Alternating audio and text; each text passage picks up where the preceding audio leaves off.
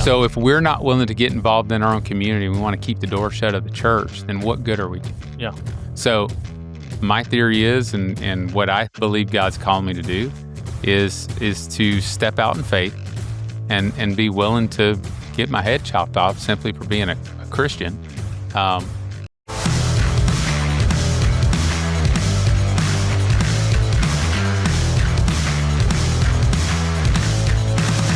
Hey, everybody. Welcome back to the Under God podcast. I'm one of your co-hosts, Daniel Hayworth. I'm joined today by Joey Agee, who's running for Bell County Justice of the Peace in Precinct 1. We're really excited to have this conversation. Those of you who follow our show know we've been talking to several of our local candidates. We believe that the church is called to go outside of the four walls and into the local public square. And so we've been interviewing different Christian candidates over the past several weeks, and Joey is just the latest in that lineup. We're really excited to have him join the show today. We're excited to dive in with all of you. Joey, how are you doing this morning? I'm good. So let me start off by saying it's Joey Agee. Agee? Okay, well, and that's okay. Forgive Everybody me. does I'm an Aggie, so just my brain just pronounces it that way. I went to Texas A&M. That's what it is. It's the Aggie brain. Yeah. I think here in Texas, everybody just automatically goes to the Aggie. Yeah. But that's okay. Because gig 'em. Yeah. I don't subscribe to that at all. But it's Agee. Yes, it is. It's Agee. Joey Agee. All right. Yep. Well, forgive me, Joey. We're so glad to have you join us on the show today. Thanks for coming on. I told you as we were sort of offline that we're going to get to talk about a lot of different things, and your response was so funny. Or not funny. It was really great. You just said, I want to talk about the Lord. He's done some great things in my life. He's really changed my life, and that's why I'm here. And you and I talked before this, and I know that that's not just coming from the mouth; it's coming also from the heart. You literally, before we got on the show, you were like, I just want to talk, because out of the overflow of the heart, the mouth speaks. And I thought that was really impressive. So with all of that said, I know that's what you want to talk about, Joey. Let us get to know you a little bit this morning for all of the people listening. Tell us a little bit about who Joey Agee is. Okay. Well, let's start with I was born in California. Okay. That's one knock, but it's okay. I have family in California. I'm not like those folks that are coming now. I'm not like them people. I came when I was 20 months old and moved to Belton. Okay. All right. Fair enough. My family was from here, but my grandparents were in the military. So you're a refugee from California. Yeah. So my mom and dad, they met in California, and they moved back here, back to be close to family. Yeah. Once they started their family. Yeah. So I've lived in Bell County essentially my entire Your whole life. Yeah. And I was saved when I was probably five or six. I don't remember the exact date, because church has always just been such a big part of our life that, like, I didn't know that was a date I needed to keep up with, you know? But found the Lord, and, He's always been a huge part of decision-making and, controls on where my life has led, whether it's Him saving my life, getting thrown out of the back windshield of a car, or just creating these moments of what I thought were terrible things that were happening that turned into growth experiences. And so, He's always been a part of my life, but for a long time, it felt like, I don't know, I let sin get in the way of really growing that relationship, really feeling like, I worship God, I serve God, but am I really growing one-on-one? Am I really, like I'm going through the motions, but I'm not. Like I know what to do, and I know what they say, and I know what the Bible says, but what's getting in the way? Like, what is it? And I think in the long run, we as a kid, we were super poor. Yeah. Like we didn't have much. And that was okay. My parents worked 2-3 jobs to provide everything we needed. We didn't know we were poor. Now that I'm an adult, I knew how poor we were now, but I didn't know as a kid. I just thought, hey, this is how everybody lives. Yeah. And so, when you grow up in that in that way, you become competitive. Our parents taught us you got to be the first one to show up and the last one to leave, and you got to be willing to do the work. Yeah. And so they instilled a good work ethic in us that that still lasts today. But there was always this competitive nature of, you know, I want to have what they have, or I want to do it like they do it, or some way to earn respect, And as I, you know, got through school and worked really hard to make it through, I learned very quickly that not everything goes your way. Yeah. Being a Christian, while it sounds great, is typically harder than expected when you're not walking one-on-one with God. Yeah. And so I didn't quite know how to put that together, but it's been something that's been growing for a long time, and I've learned now how to develop that relationship with Christ and how to walk with Him each day, and so it's been life changing. And this experience itself, just running for office, you kind of have to know some backstory as far as politics go when it comes to me to understand it.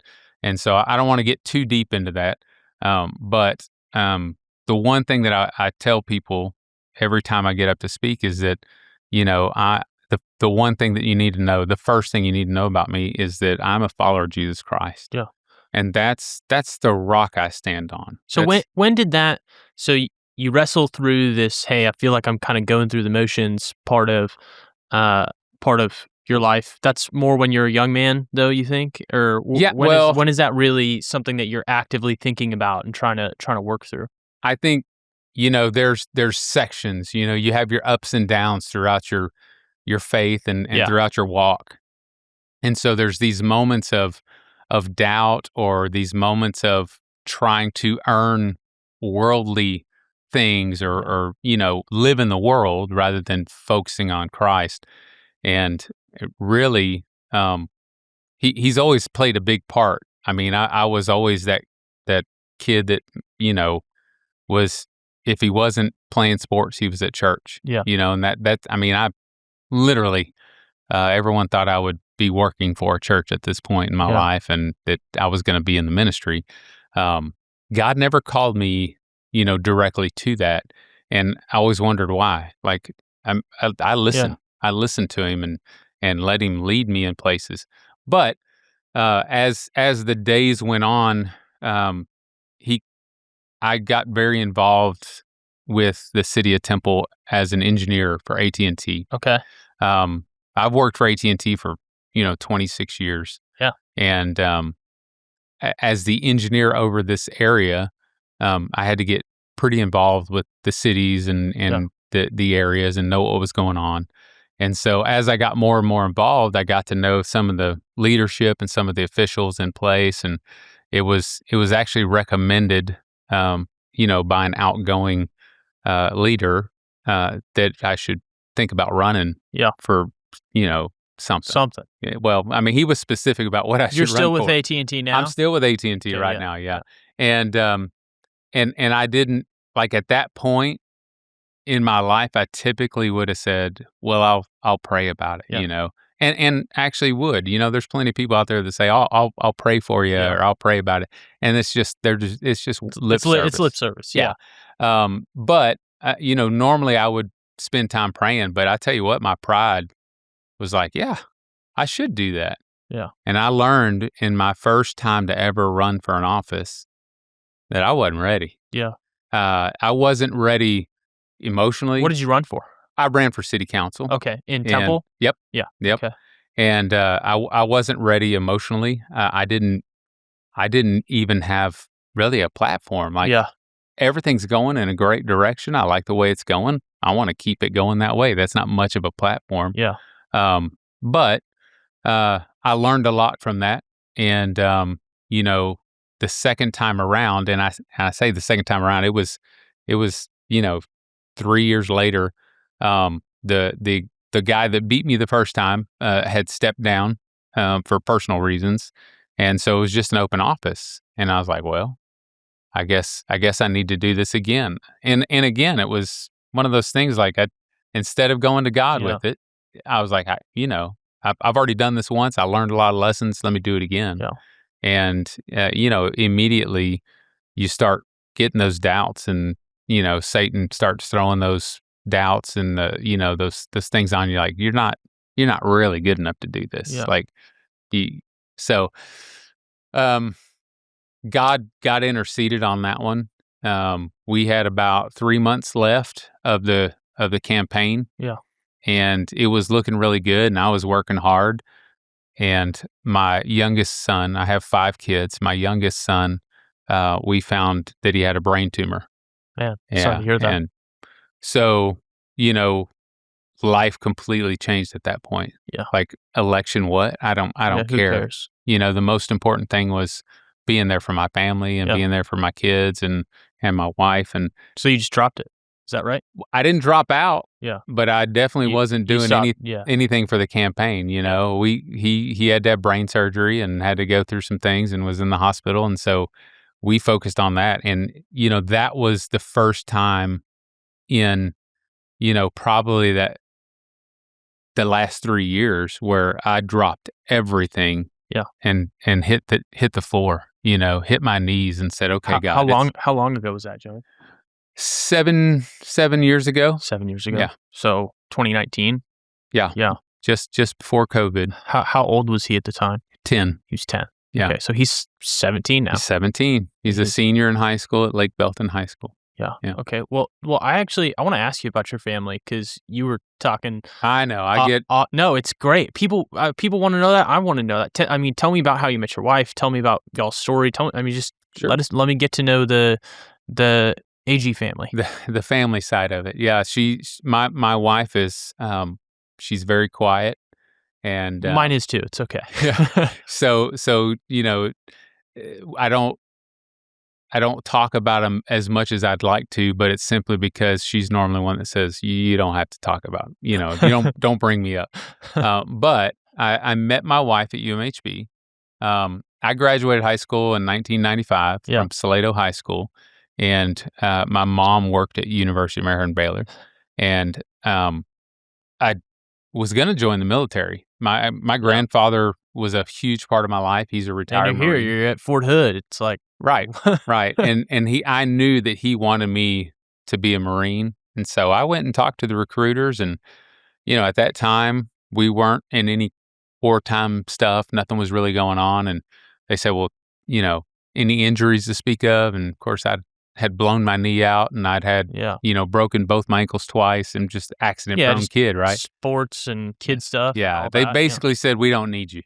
So UMHB came calling. My mom worked there, so it didn't cost me anything tuition-wise to go, and I've got a learning disability, and so the state helps people with learning disabilities get jobs, and that includes getting trained for jobs, which includes going to college. So they were helping out as well, and I said, well, I might as well, even though I'm not a fan of school. I knew college wasn't for me, but it was something that was there, so I needed to do something. Yeah. Well, it was there for me to meet my wife. Yeah. I mean, that was probably, the best thing that could have happened to me going to UMHB. I met her. We had a class together. I saw her from across the room, and I was like, well, I'm gonna go sit by her. And it turns out it was also a class that my mom was waiting to take so she could be in class with me. Yeah. And so my wife, this girl I just met, was sitting in front of me, and I sat down right behind her on purpose. And then my mom sat right behind me, which was weird. But it's fun to talk about now. But we were both dating people at the time, so we just had met. She stood out to me. It was one of those things where I was like, yeah, I want to get to know that person, but I didn't exactly know why. Yeah. Well, it turns out that next summer, we were taking classes in the same building during the summer, and I would see her leaving, and she'd see me coming, and one day we ended up running into each other in the parking lot, and that was it. We've not been apart since that day. We went out that night, and we were married within, I don't know, 6 or 8 months from that time. Really awesome. Yeah. So you guys were still in your degree programs when you got married?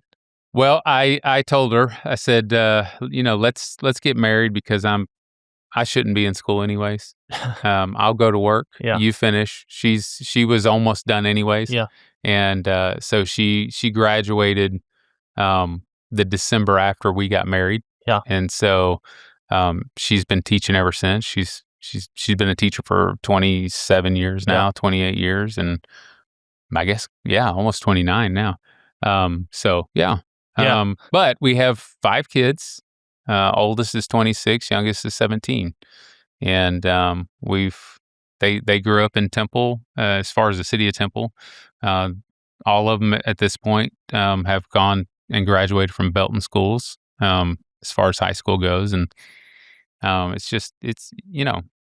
a community that we grew up in. I was super involved in church. I had a Christian band from the early 2000s until about 2018. This is good. What was the band name? The name of the band was Cross-Eyed. Cross-Eyed. Yeah, Cross-Eyed the band, and we we'll have to do a deep dive on YouTube. Right? Go find more it. like MySpace. But when we started the band, contemporary Christian worship was not something that was done in church. Yeah, it was new, and people kind of looked down on it. And so when we started the band, we wanted to make it a ministry, and we didn't want to charge churches because it was something new. They weren't gonna pay us to do that anyways, right? They were pretty leery about it. And so we just said, hey, we do this for free. We want to come in, we want to lead worship. It's gonna be contemporary worship, and just introduce your church to it. That way, if it's not for your church, we leave anyways. No big deal. No big loss. And so we got to help introduce contemporary worship throughout Bell County, and it ended up lasting for about 18 years. Yeah. Wow. In that time, I started leading worship at my church. Yeah. And, and I've led worship in church up until probably about, I don't know, 3 or 4 years ago, 3 years ago, I guess. I was leading worship in church. Oh, wow. And so stepped away, just, you put so much time in it, and all of a sudden you realize, am I still doing this for the right reasons? Like, am I focused, and is the message that's coming out, am I adding to that, or whatever the case may be? And so it was time to take a break from it. And so I stepped down, and we started looking for, something to get involved in beyond church, because I'd already been serving in many other facets. But God He's one of those things that has created me to serve. Yeah. I don't feel right if I just have empty time. And so, so we started on family, and we ran everywhere. But my wife, I love her to death, and we, to this day, we're still growing in our faith. Yeah. We're so still how growing long together. have you guys been married now? Well, we've been married for 28 years. 28 years. Yeah. And 5 kids? Mm-hmm. Five kids. How old's the oldest? My oldest is 26. We talk about my youngest son who had a brain tumor, but my oldest son came 9 weeks early. Wow. He was 3 pounds, 14 ounces, and born on my birthday. Yeah. So on my 22nd birthday, I got my first son, and he spent the first 5 weeks in the hospital. Yeah. And boy, as a new parent, that's testing. It's hard. And so, when I first started talking about my faith and how much I was growing, like I said, God's always been super involved. But today, the God that I serve and the relationship I have with Him today is so different than it was 20 years ago. Yeah, because you've grown. You just take one step after another, and keep walking. And I think understanding, there's a point in our life where we I don't know whether a switch flips, or you just gain wisdom over time, or whatever that is. For me, it was this last moment where I decided, well, I'll be honest, I didn't decide, God decided, But where we decided that I was going to run for justice of the peace, from that moment, that day when that prayer happened, where I said, "Okay, God, I give up. Yeah, this is yours. I'm dropping it all and I'm following you." Something happened. And that was when your son got the diagnosis. No, right? When you no. Okay, so I mean, God's always been a part. I'm talking about when I decided to run for justice of the peace. Yeah, I mean, you had like an open-handed. 6 months ago, 7 months ago, really? whatever it was. Okay. Yeah. So now I'm tracking. Yeah. So, and don't get me wrong. I mean, I was a deacon in my church. I've led worship. I've led people to the Lord. I've done many things for God. You just felt like God was calling you to this thing this time. I think I think as Christians we think we know what it means to be a Christian. Yeah. Until we really know, right? I mean, I don't even know how to explain it, right? Yeah. That's hard. I'm not the best with all the words. I'll put it to you this way. Up until this last big decision in my life, I was worshiping God. Yeah. I was following God, and I was serving God. But in my heart, and in my mind, in my daily walk, it was almost like I was following a picture of God. And now, when I committed to really follow Him, because up until this point, I didn't have an opinion. Like, I'm like, wherever, God, whatever you want me to do, no big deal. This time I had an opinion. This time I was like, wait, we've been working towards something for a long time. We've finally gotten some headway. We've grown some respect. We've grown some real capabilities to do the work. And now you want me to go somewhere else? Like, that doesn't make sense to me. And He made it very clear to me that the door He opens, He doesn't hold it open. He walks through it. And so I can choose to follow the world, or I can choose to follow Him. Yeah. And so I chose to follow Him. And when I did that, God became 3D. Yeah. The spiritual walk, the daily want and desire to build my one-on-one, talk to you out loud, look like a crazy person relationship with Jesus Christ, it blew up. Yeah. And that's why I'm not joking. Yeah. I'm not talking politics. When I get up and I say, the first thing you need to know is that I'm a follower of Jesus Christ, it is because that is who I am. Yeah. It's your identity. It's who I want to be, and it's who I want to be held accountable to be. Yeah. Because the reality is, as Christians, the Bible says we're going to be persecuted for being Christians. Well, if we're not being persecuted, shouldn't we question what we're doing wrong? Why am I living so much like the world that they think I'm one of theirs? Yeah. And of course, most people go, well, dude, you're going into politics. Like, really? Yeah. You really want us to believe that God's called you to politics? Yes, I do. And I tell you, there's a few reasons why, but I look back, hindsight's always 20/20, right? And I look back at all these things that God put me through and put me onto and helped me learn and picked up skills here and there. All these things all add up to a calling. Yeah. And man, it's so weird to know that you're where you're supposed to be. It's a good feeling, but I'm where I'm supposed to be. I even had someone say, well, you really need to be careful saying that, because what happens if you don't win? Yeah. What happens? Yeah. I obeyed. Yeah. Yeah. That's the thing that people often misunderstand about when you get a call from God, is they think that okay, God called me to do something and therefore it's settled. And it's like, well, God could be moving you somewhere into one room or into one race, so that He can move you somewhere else, or so that you can have some kind of voice or impact in that, and then move you. Like God's version of success isn't always our version of success. God's version of success as a Christian is our faithfulness, our obedience. And what is faith? Yeah. A lot of people want to talk about, well, what is faith? Well, let me tell you what faith is to me.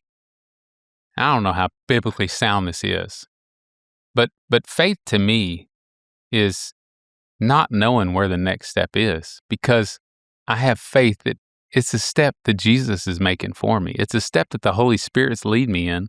I don't need to know the next 10 steps. Yeah. I don't need to know the end game. I don't need to know if I'm going to win. Yeah. As long as I know I'm stepping right behind him. I'm holding his tassels. Yeah. I told someone the other day, I said, I want to follow God so closely that I can smell his hair. Yeah. And that's because I want him leading. I don't want him behind me. I don't want him beside me. I want him leading. Yeah. And so that's, I mean, the reality is that is what you need to know about me. Yeah. I tell our church a lot of the time that oftentimes we want like the roadmap of our life. Like, hey, I'm going to end my journey here, Wouldn't it be and I'm right here right now, and here's all the things I'm going to do along the way in order to get there. And I tell them that's what you think you want, but that's not really what you want, and God knows better than you do. He loves you so much he would never give you that, because if you knew everything that you were going to go through for the rest of your life today, you would screw it up. You would get up and you try to finagle it. You try, I don't really want to go through that, Lord. I actually want to end up, and it's like, no, God gives you one step at a time. That's why the Bible says that his word is a lamp to our feet and a light to our path. It's like he gives you what you need to know, which is the moral understanding and eyes to see how to make a decision and follow after him. Jesus says, my sheep hear my voice, and say, okay, God, you're leading me. I'm going to follow this step right now. And everything else after that, I'm just going to keep doing one step right after you right here. I don't know what's going to end up 5 years, 10 years, 2 months, a month, a week, but I know that right now, here's how I need to follow. Well, and I take the Bible very literally. So when the Bible says, it's a lamp unto your feet, he doesn't say it's a lamp showing you what's ahead. Mm-hmm. He's saying it's a lamp that shows your feet so that you can see the next step and make sure you have solid footing. Yeah. And the reality is, if you're going to have solid footing, you better be standing on the rock of Christ. Yeah. You better be standing on that foundation. So yeah, I mean, like I said, I love talking about Jesus, mainly because I want to understand more. Every day he shows me something new, and it's, again, I've been a Christian for 43 years of my life. Yeah. And I've never been more excited to follow Christ. Yeah. So yeah, it's interesting. It took it to open me up for this to happen. It took getting called to jury duty on a murder trial. Oh yeah, tell me about that. So, I get this jury summons, and I'm one that says, man, I want to serve on a jury. I want to do my duty, not because I have some, sick desire to be in charge of something, just that, that's something that it's a privilege to me to get to serve in that way. And I walked in the door thinking, oh, they've actually called me in. I've been to the hallway before, but I've never been in the doors of the courtroom, and then I see up there, it says it's a murder trial. I was like, really, God? Like, the one time I'm going to get in the room, it's got to be a murder trial.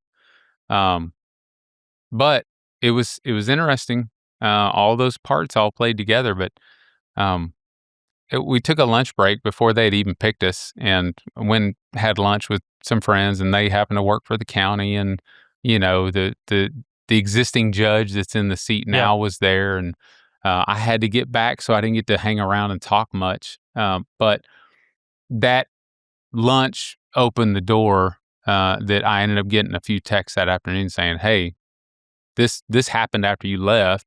You should really think about this. I get back to court. I have to turn my phone off. I end up getting picked for jury, and the trial starts that afternoon. So when I leave the courthouse, I turn my phone back on, and as it's kind of starting up, I get in my truck and I just start praying. I'm like, okay, God, you called me to this. I want to do, I want to do what's best. So I just start asking, give me discernment, give me ears to hear and a heart to listen, and understand what's going on, understand the process and all these things.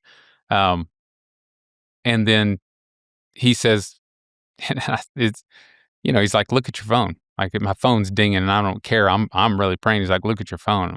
What?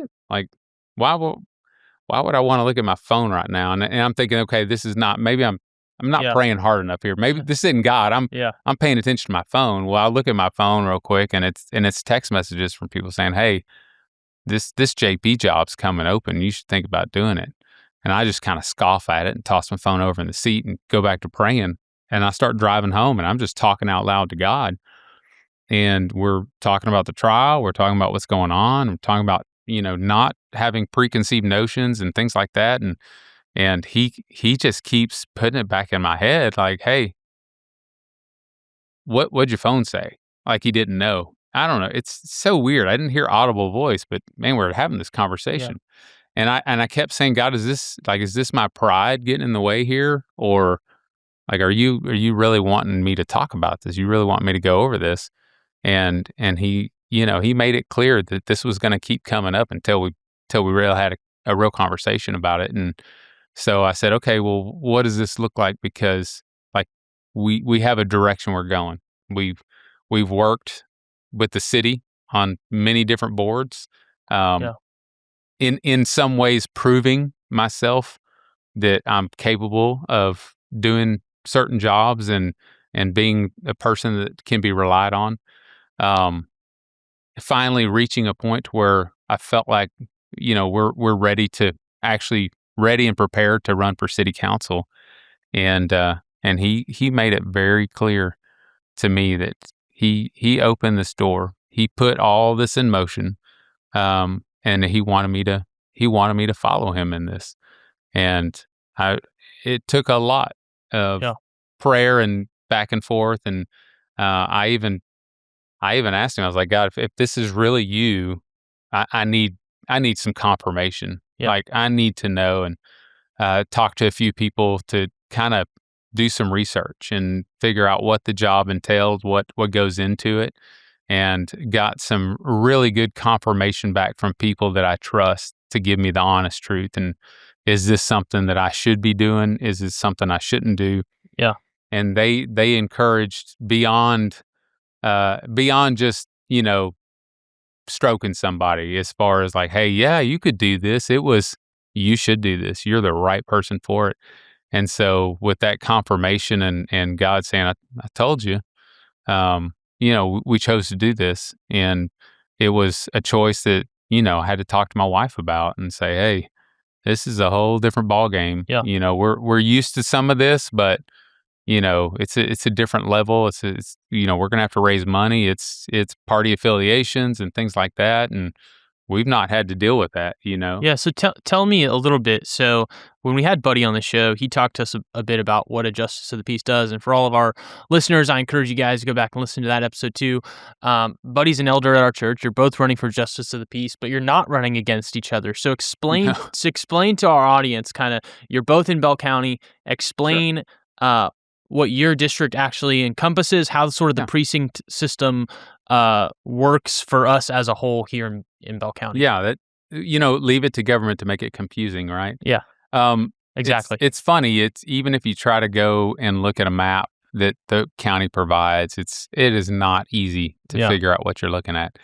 So Buddy does have a lot of people running in his race. I'm just not one of them. The county's broken up into 4 precincts when it comes to JPs. Yeah. You have what I would call the Central North precinct, which is mine, Precinct 1. It's the county seat. And it encompasses essentially all of Belton up 317 through West Temple. Yeah. Right. So it swings all the way out 93 going towards Temple the back way. For those that are from the area, they're going to know what I mean. Past the McDonald's and Belton out there. Everything on the Belton side of 93 all the way to Hartrick Bluff. Yeah. And then it swings down Shallow Ford Road all the way to Midway, up Kegley, all the way out to Airport Road, gets all the way to Little Mexico Road on 317, all the way up to Moody. Yeah. Everything towards the lake from there, Moffett, falls into my precinct. Yeah. And so then, a decent amount of territory. it's a big chunk. Yeah. When I start telling people, like, really? Yeah. Yes. So just to tell you how it's set up, honestly, you have one JP that covers precinct 1. Yeah. You have one JP that covers precinct 2. Precinct 3 is Temple. There's 2 JPs. There's 2 seats there. Yeah. And then precinct 4 is the Harker Heights, clean, everything beyond 1 and 2 that direction. And they have 2 JPs there. So there's a total of 6 JP seats, but there's 4 precincts. I am the only, in precinct 1, there's only 1 seat. I'm the only seat. And I say there is another person running. But so as we talk about the election itself, for those out there, when it comes to my race, and I think I want to say it's the same in the precinct 2 race. March 3rd is the last day you're going to get to vote for a JP if you live in one of those precincts, because there's not a Democrat running. Yeah. And when we talk about, politics at this level, you have Republicans, you have Democrats, you can have independents as well. But in the long run, the primary is between Republicans running and Democrats running against each other. Yeah. And then November race brings the 2 winners of those together. Yeah. So I'm sure. But this is our last chance to vote. So you're actually in the district that like my wife and I would live in. We live right north of West Adams. So your precinct would cover us. So tell me, as a future constituent, what are you gonna bring to the actual justice of the peace office? Like, what are your goals for your time that you're there?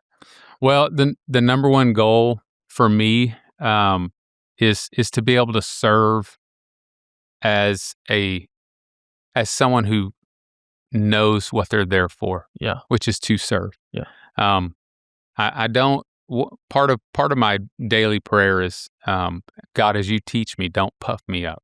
Yeah. Don't let me get puffed up. I don't believe in titles. It's really hard. Like going through this process, even.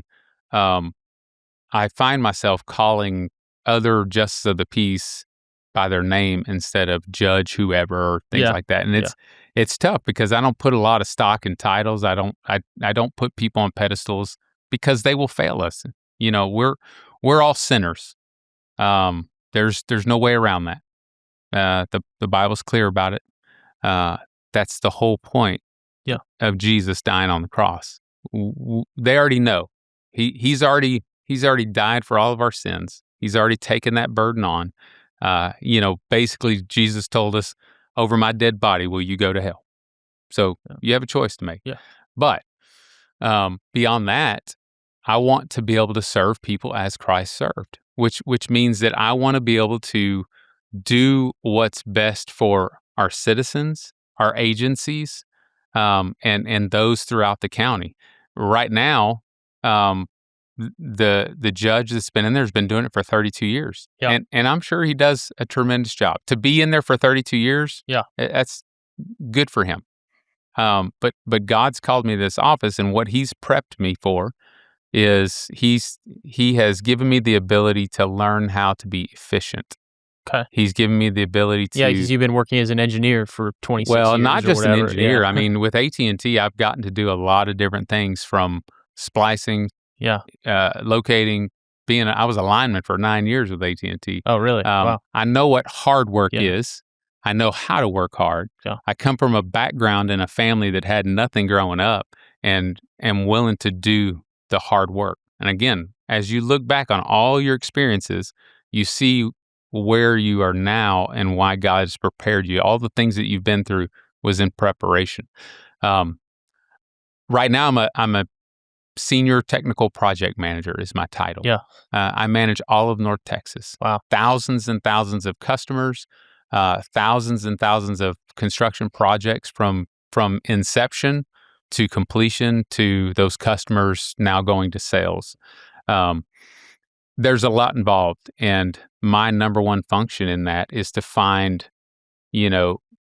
deficiencies, things that aren't going right, find a better way of doing it, explain how that can be done, teach people how to work through that, and come up with processes to do that. I've been trained to do that. And you want to bring that to the JP's office for Precinct 1? Well, when you get into politics, you have to be careful what you say, I want to do, right? I mean... Well, but surely you have something, I do. There's a goal. I mean, just tell. I mean, so because we would love to know what your goal is. My goal would be to create an environment within not just my courtroom, but throughout the county, that would bring teamwork to all of the justice of the peace, and if not all, those that are willing to be teammates, right? Because if we're not willing to work together and come up with best practices, then how do we affect the different precincts? Yep. If we're doing things different in every single precinct, and you have regular people that have to use the court systems, you have agencies, the sheriff's department, police departments, they all the warrants, your death inquests, all these things that you have to go through and deal with. If you don't find a common way to do them, then it feels dysfunctional as you go through different courts. Right? So that's your goal. Your goal is to help make everything across Bell County work with the other offices to actually make it similar. My goal is to learn the job the best I can, make my court so efficient that other JPs go, "How you doing that?" Yeah. I'm not the best at anything, I'm sure. But God has prepared me for this, to go in and do the work and be ready for it. Yeah. And that's my plan. I'm going to let God lead. And to be honest with you, I want his heart to show as I learn the process, as I have court, or as I go on, death scenes or whatever the case may be, even through administrative things. I want people to understand, and I want my heart to be focused on how Christ led me there, and how I'm still seeking him out and letting him lead me. Because you're going to be at a lot of deathbeds. Someone you just died and you got to pronounce it. And so that was one of the things we talked to Buddy about, is there's a lot of community care involved with this role. Yeah. And I think that in this area, it feels strange sometimes to be so hyper focused on God for me, and that's where I am. That's who I am. But some people think that's strange because this is kind of the Bible Belt. So it's like, you don't have to be that way. You should really talk about. Except what happens if people who aren't that way leave or don't run for office? Well, then it gets taken over by other people. Like, I mean, on a bigger scale, and I don't want to jump on this bigger scale, but on a bigger scale, if we look at the state of our union, the state of our country right now. The problem is we've sat back and said, well, the church has been too quiet. We'll let God handle that. That's got, Romans 12, tells us exactly, who we should be and how we should be. And then Romans 13 tells us what the government is, and that it's ordained, and nowhere does it say as Christians, you shouldn't be involved. Yeah. So it actually says that the church is the ecclesia, like the public square. That's what the word means. It means that we're supposed to go outside of the four walls and be the church the community, be the light, Yeah. So if we're not willing to get involved in our own community, we want to keep the door shut of the church, then what good are we? Yeah. So my theory is, and what I believe God's calling me to do is to step out in faith and be willing to get my head chopped off simply for being a Christian. But to serve and to speak boldly, right? About God has something to say about that. The fact of the matter is, and I'm his advocate here. Because I wear the name of Christ. Well, people think, you gotta, and I get it. This is when in the grand scheme of government, this is low level government, and that's okay because we all need to start somewhere. I'm a ground, but it matters. Guy. Yeah, it affects our community. Yeah, it does. Well, and that's the point, right? The first place that I want to be able to serve are the people around me. Yeah. Right. And that's Bell County. Yeah. It has been my entire life. Yeah. So before I go look beyond or go do whatever, let me do the job here. Yeah. And let me show people what it's like to step up and do the job. Good people doing good things can't be wrong. Yeah. Yeah. So, that's honestly, I don't want to make promises. Like, I said it at the forum the other night, and I was kind of scolded, you need to stop bringing that up. But I would love to, figure out a way to do night court. Our citizens who have to come to court shouldn't be punished by taking off from work as well. Yeah. If there's a way that we can work, and Grant, I'm not making any promises here. But if there's a way we could work that But out. you would rather you guys work harder to serve the people that you serve than make them figure it out. I think we need to remember why we're elected officials. Yeah, I love that. We need to understand that when we're elected, it's not to simply represent in our way what we think they want. Yeah. No, we're there to serve the people of the community. That's what we're elected to do, is serve them. If we're not coming up with ways that are making things easier on them and better for them, whether that is through the agency work, dealing with and helping and working with the sheriff's department or the police departments that are involved, or coming up with solutions to make it easier for our citizens to attend court, video court, pay for court, all those processes. We need to find ways that create a better way and an educated way to do those things. So okay. So Joey, how can people find more about you? Do you have a website? How can they support your campaign? Facebook page? Anything? Yeah, I'm not a huge social media guy.